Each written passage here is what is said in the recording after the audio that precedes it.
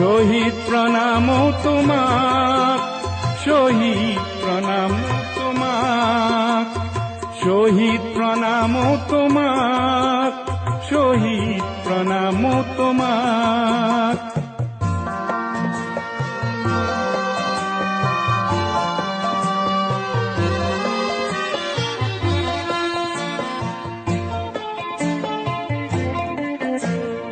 বিংশ শতিকাৰ অষ্টম দশকৰ নতুন পুৰুষ অগণন, জাতিৰ স্বকীয়তা ৰাখিবলে অহিংসাৰে কৰাৰণ।